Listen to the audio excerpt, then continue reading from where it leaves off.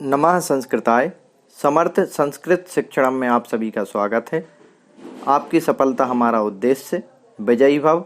आपके अपने अभिषेक सर के साथ हमारा यूट्यूब चैनल SSS क्लासेस को आप लाइक करें, सब्सक्राइब करें तथा बेल आइकॉन को प्रेस करें और अधिक से अधिक अपने मित्रों तक शेयर करें, जिससे आप सभी को सही समय पर नोटिफिकेशन मिलता रहेगा और मेरा भी मनोबल बढ़ेगा कि बच्चे मुझे पसंद कर रहे हैं और मैं भी आपके लिए नया से नया करने की कोशिश करूंगा। नमस्ते संस्कृत प्यारे बच्चों, आज हम हमारी पाठ्य पुस्तक दूरबा का संस्कृत सामान्य का द्वितीय पाठ पढ़ेंगे, जिसका नाम है, चलिए देखते हैं। चलिए, बहुत अच्छा। इसका नाम है अलसस्य स्वप्नः। अलसस्य स्वप्ना का मतलब होता है आलसी का सपना। यह विष्णु शर्मा के द्वारा रची गई है और यह एक पंचतंत्र की कहानी है। चलिए इसको अपन पढ़ते हैं, बहुत ही आनंद आने वाला है आप लोगों को। यह बहुत ही अच्छी कहानी है। चलिए देखते हैं क्या लिखा हुआ है। कस्मिंचित नगरे कश्चित स्वभाव कृपणः विप्रः प्रतिवसति। इसमें कोई एक नगर में स्वभाव से कंजूस ब्राह्मण रहता था। एक किसी गांव में, नगर में कौन रहता था? ब्राह्मण। पर वह कैसा था ब्राह्मण? स्वभाव से कंजूस, पैसों से कंजूस नहीं था, मन उसका था वह बहुत कंजूस था। स्वभाव से कंजूस ब्राह्मण रहता था। तेन भिक्षा अर्जितई भुक्त शेषई सक्तुभि कलशः संपूरितः। उसने क्या किया? भीख मांग मांग कर पैसे इकट्ठे किए और इकट्ठे करने के बाद में खाने से बचे हुए पैसे से क्या करता था भाई? गेहूं, जौ और चने को सेंक कर सत्तू बना लेता था। उसको बनाकर उसने एक घड़े में भर लिया। उसने क्या किया कि भीख के मांग कर जो पैसे लाता था और खाने की जो चीज़ लाता था उसको सत्तू बनाकर एक घड़े में भर लेता था। फिर आगे क्या बोल रहे हैं? तम च घटम नागदन्ते अवलम्ब तस्या धस्तास खटवाम निधाय सततम एक दृष्टया तम अवलोकयति।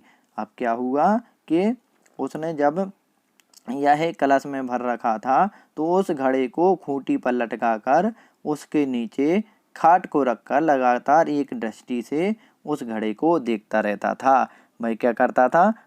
प्रतिदिन भिक्षा के लिए भीख मांगने जाता और जो भी उसको अनाज मिलता था उनका सत्तू बना लेता था और सत्तू बनाकर एक घड़े में लटका देता था और घड़े को में रखकर एक खूंटी पर लटका देता था। अब आगे क्या होता है? अत कदाचित रात्रौ सुप्त चिंतितयामास यत अयम घटा सक्तुभि परिपूर्णा वर्तते तद्धति दुर्भिक्षम भवति तदनेन रूप्यकाणाम सत मुपपत्यते। अब देखिए कितनी अच्छी बात बोली उसने। अब वह बोलता है कि उसके बाद वह एक रात उस सोते सोते सोचने लगा कि जब यह घड़ा सत्तू से भर चुका है तो अब यदि अकाल भी पड़ जाएगा तो इसके बेचने से मुझे कम से कम 100 रुपये तो मिल जाएंगे। क्या सोचने लगा कि अब यह घड़ा तो भर चुका है, अब यदि मैं इसको बेचूंगा इस सत्तू को तो मुझे 100 रुपये तो मिल जाएंगे, अकाल के समय में बहुत काम आएंगे। फिर आगे तदस्तेन मया अजाजोयम गृहीतव्यम। उन 100 रुपये से मैं बकरियां खरीद लूंगा। क्या सोचने लगा? उन 100 रुपये से मैं क्या खरीद लूंगा? बकरियां। फिर ततः षाण्मासिकात अप्रसव सात ताभ्याम युतम भविष्यति। और फिर से जब मैं बकरी खरीद लूंगा तो उनसे हर 6 महीने में बकरियों के बच्चे पैदा होंगे, तो क्रमशः मेरे पास बहुत सारे बकरियों का झुंड हो जाएगा। मैं तो 2 बकरी खरीदूंगा पर उनका झुंड बन जाएगा जब वो बकरियां बच्चे देंगी। चलिए अब आगे देखते हैं। फिर आगे क्या बोल रहा है कि जब झुंड बन गया उसके बाद ततो अजाभी प्रभुता गाम गृहीष्यामि गोभीर महिषी ही। अब क्या बोलना है कि धीरे धीरे करके जब बकरियों का झुंड हो जाएगा तो उन बकरियों को बेचकर मैं बहुत सारी गायें खरीद लूँगा। वो गायों को बेचकर भैंस खरीदूँगा। अब भैंस खरीदने के बाद क्या बोलता है, महिषी फिर बढ़वा, मतलब इसके बाद में बोला कि फिर उन भैंसों को बेचकर घोड़ियाँ खरीद लूँगा, घोड़े खरीद लूँगा। फिर बढ़वा प्रसवतः प्रभूता अश्वा भविष्यन्ति तेषां विक्रयात् प्रभूतं सुवर्णं भविष्यति सुवर्णेन चतुशालं गृहं संपत्यते। अब देखिए कितनी अच्छी बात बोल रहा है। सोच रहा है भाई कि फिर मैं उनसे क्या करूँगा, जब घोड़े खरीद लूँगा तो भाई घोड़े भी बच्चे देंगे, तो फिर घोड़ों के भी अनेक घोड़े हो जाएंगे। और जब मैं उन घोड़ों को बेचने के लिए जाऊँगा तो मुझे बेचने से जो पैसे आएंगे उनसे पर्याप्त सोना खरीद लूँगा, बहुत सारा गोल्ड खरीद लूँगा। और फिर उस स्वर्ण राशि के एक चौकोर घर बनवाऊँगा। फिर उस सोने के मिले हुए पैसे से मैं क्या बनवाऊँगा, एक चौकोर घर बनवाऊँगा। फिर ततः कश्चित् विप्रः मम गृहम् आगत्य रूपड्यां कन्यां मह्यां दास्यति। फिर बाद में कोई ब्राह्मण मेरे घर में आएगा और बोलेगा मेरी इस रूपवती कन्या को आप कन्या के साथ में आप विवाह कर लो। यही बोलते हैं ना, जब अच्छा खाने कमाने वाला हो जाता है तो ये रिश्ते आने लगते हैं। और अच्छे रिश्ता उसी के घर आता है जो अच्छा कुछ करता हो। तो यह तो सपने में सोच रहा था कि मैं बहुत अमीर बन जाऊंगा, तो कोई रूपवती कन्या क्या करेगी, मुझसे विवाह करने के लिए उस कोई ब्राह्मण आ जाएगा कि मेरी पुत्री से विवाह कर लो। फिर तत्सकाशात् पुत्रो में भविष्यति अहम सोम शर्मा इति नाम करिष्यामि।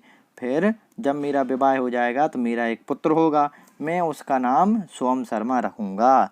फिर उसका नाम क्या रख दिया इसने, सोम शर्मा। सब सपने में रख रहा है। ततः तस्मिन् जनन्युचलन योग्ये संजाते अहम पुस्तकं गृहीत्वा अश्वशालायाः पृष्ठदेशे उपविष्ट तदवधारयिष्यामि। फिर क्या होगा कि उसके बाद में घुटनों के बल चलने योग्य जब मेरा बेटा हो जाएगा तो मैं पुस्तक लेकर घुड़साल के पीछे उसकी प्रतीक्षा करूँगा कि मेरा बेटा आएगा, मेरा बेटा आएगा। फिर प्रतिज्ञा करने लगूंगा, प्रतीक्षा करने लगूंगा। प्रतीक्षा करने के बाद में क्या करूँगा, ततो अहम स्वपत्नीं कोपाविष्टो अभिधास्यामि गृहाण तावद् बालकं सा अपि गृहकर्म व्यग्रता अस्म द्वैवचनं न श्रोष्यति ततोऽहं समुत्थाय तां ताड़यिष्यामि। देखिए अब क्या बोल रहा है, बोल रहा है कि इसके बाद जब सोम शर्मा मुझे देखकर माता की गोद से उतरकर घुटनों पे चलता चलता मेरे पास आने लगेगा और मेरे पास से गुजरेगा तो मैं अपनी पत्नी को क्रोध में भरकर कहूँगा, बच्चे को पकड़ो, बच्चे को पकड़ो, गृहाण तावद बालकम। फिर जब मैं ये बोलूँगा तो भाई घर के काम में व्यस्त होने के कारण मेरी बात नहीं सुन पाएगी रूपवती कन्या। तब मैं उठकर अपने पैर की ठोकर उसको मार दूंगा, अपने पैर की क्या मार दूंगा, ठोकर उसको मार दूंगा। फिर क्या होता है, एवं तेन ध्यान स्थितेन तथैव प्रहारो दत्तो यथा सघटो भग्नः स्वयं च पांडुरताम गतः। अब क्या होता है, जब ऐसा उसने सोचा तो इस प्रकार उसने नींद में ही वैसा ही प्रहार किया कि जैसा भाई अब बोल रहा था कि मैं अपनी पत्नी को पैर से ठोकर मारूंगा। और जैसे ही उसने प्रहार किया तो उसका जो पैर था वह घड़े में लग गया और उसका जो घड़ा सत्तू से भरा हुआ था वह उसके ऊपर गिर गया और वह स्वयं ही सत्तू से पीला हो गया। फिर क्या लिखा है, अतोऽहं ब्रवीमि, इसलिए कहा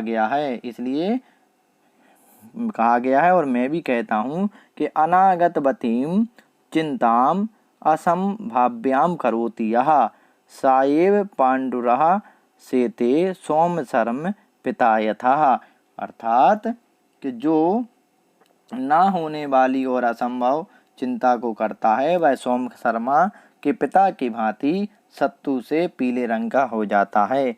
इसलिए किसी भी काम को करना चाहिए, ना कि सिर्फ सपने देखना चाहिए। सोम शर्मा सिर्फ सपने देख रहा था। चलिए, कैसी लगी आप लोगों को कहानी? ये बहुत अच्छी कहानी थी। इसलिए कहा गया है कि किसी भी काम को करना चाहिए, उसका सपना नहीं देखना चाहिए। चलिए ठीक है, अब हम इसका अभ्यास देखते हैं। अभ्यास में सबसे पहले एक पदेन में दिया हुआ है पहला कि विप्रः पुत्रस्य नाम किम चिंतितवान। विप्र ब्राह्मण ने पुत्र का नाम क्या सोचा था? तो क्या सोचा था? मैंने बताया था ना, सोम शर्मा। फिर सत्तू भी कति रूप्यकाणि उत्पत्त्यन्ते, सत्तू से कितने रुपए पैदा होंगे? क्या सोचा था? शतम मतलब 100 रुपये। फिर विप्रः कम सततम अवलोक्यति, ब्राह्मण किसको लगातार देखता है? तो घटम, घड़े को लगातार देखता रहता है। फिर नेक्स्ट देखें, अश्वानाम विक्रयात किम भविष्यति, अश्व के बेचने से क्या होगा? क्या बताया था मैंने? अश्व को बेचने से क्या होगा? क्या बोला था उसने? अश्व को बेचने से सोना खरीदेगा। क्या मिलेगा? सोना। फिर विप्रस्य प्रहारेण का भगना, ब्राह्मण के पैर के से जो ठोकर मारी थी, प्रहार मारा था, उससे क्या भग्न हो गया था? घड़ा, उसका सत्तू से भरा हुआ घड़ा भग्न हो गया था। अब एक वाक्य देखते हैं, जो मैंने पिछले चैप्टर में भी बताया था। एक वाक्य का आंसर अपन पूरा लिखते हैं, जो क्वेश्चन वर्ड है उसे हटा देते हैं और एक वाक्य में आंसर लिखते हैं। पहला है विप्रः स्वपत्नीम किम अभिधास्यति, जो विप्र था वह अपनी पत्नी से क्या कहता है? तो विप्रः स्वपत्नीम गृहाण तावद बालकम, क्या? अरे बच्चे को पकड़ो, यह बोलता है। घटा कई संपूरिता, घटा किससे भर गया था? घड़ा जो था वह किससे भर गया था? मैंने बताया था ना, सत्तू भी। घटा सत्तू भी संपूरिता, सत्तू से भर गया था। फिर नेक्स्ट है सुवर्णेन किम संपत्यते, सोने से क्या बनेगा? क्या सोचा था उसने? तो सुवर्णेन चतुशालम गृहम संपत्यते, सोने से चौकोर घर बनेगा। चलिए आगे देखते हैं। सोम शर्मा कुतः विप्र समीपम आगमिष्यति, सोम शर्मा कहाँ से ब्राह्मण के पास आएगा? तो सोम शर्मा जनन्युत संगात विप्र समीपम आगमिष्यति, माता की गोद से। कहाँ से आएगा? माता की गोद से। आगे देखते हैं। विप्रः गोभिः कः गृह्यति, विप्रः गोभिः कः गृह्यति, ब्राह्मण गायों से क्या लेगा? तो ब्राह्मण गायों को बेचकर भैंसे लेगा, महिषी। आगे देखते हैं। पंचतंत्रस्य रचनाकारः कः, पंचतंत्र के रचनाकार कौन है? तो विष्णु शर्मा। ये क्वेश्चन इसमें नहीं है, पर मैंने बता दिया कि यदि कभी आया तो आप लोग इसको कर सकें। चलिए, अब एक जो अधोलिखित प्रश्न जो ये दिए हैं 3rd नंबर पर, ये तो हमारे आते नहीं है, तो इसको हमें करना नहीं है। अब हम आगे देखते हैं। आमना में देखते हैं। आमना हमारे आते हैं, इसको अपन देख लेते हैं। आम मतलब हाँ होता है, सही होता है, और ना मतलब ना होता है, नहीं। अजाभी महिषी भविष्यति, ना। फिर विप्रः घटम सततम शतकमेक दृष्ट्या अवलोक्यति, बिल्कुल हाँ सही है, आम हो जाएगा। बड़वा प्रसवतः अश्वा भविष्यन्ति, यह भी आम हो जाएगा। कलशः सक्तुभि संपूरिता, कलश सक्तु से भर गया था, जी बिल्कुल आम हो जाएगा। अश्वानाम विक्रयात गृहम संपत्यते, जी बिल्कुल इसका क्या हो जाएगा? ना हो जाएगा। ये अश्वों को बेचने से गृह नहीं बना था, ठीक है ना। मैंने आपको बताया था गृह तो सोने से खरीदने से बना था। चलिए रिक्त स्थान पे आ जाते हैं। सा एव पांडुरः सेते सोम शर्मा पिताय था, क्या हो जाएगा नाम? सोम शर्मा। सुवर्णेन चतुःशालम गृहम संपत्यते, सोने से चौकोर लकड़ी का घर बनवाऊंगा, चतुःशालम। अजावी प्रभुतः गाम गृह्यामि, फिर गाम हो जाएगा इसका। तस्य अहम सोम शर्मा इति नाम करिष्यामि, मैं अपने पुत्र का नाम सोम शर्मा रखूंगा। बड़वा प्रसवतः प्रभूता अश्वा भविष्यन्ति, अश्वा आ जाएगा इसमें।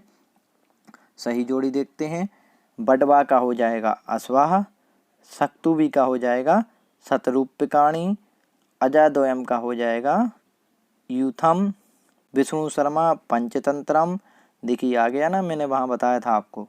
और लास्ट सोम शर्मा का हो जाएगा पुत्रः, सोम शर्मा किसका नाम था? पुत्र का। तो मैंने इसके नंबर भी लिख दिए हैं 24153। तो चलिए यह हमारा जो चैप्टर था, यह चैप्टर हमारा सेकंड हो गया। और इसमें आपको जो कुछ भी समझ में ना आए तो आप कमेंट करके मुझसे पूछ सकते हैं, मैं आपके सभी उत्तरों का जवाब दूंगा। नमः संस्कृताय, हमारे चैनल को लाइक करें, सब्सक्राइब करें और बेल आइकॉन पर प्रेस करें तथा अधिक से अधिक शेयर करें, जिससे सही समय पर आप लोगों को नोटिफिकेशन मिलता रहे। एक बार फिर मैं आपको बता दूं, हमारे YouTube चैनल को सर्च करने के लिए कैपिटल लेटर में SSS क्लासेस नाम से सर्च करें। धन्यवाद। नमः संस्कृताय।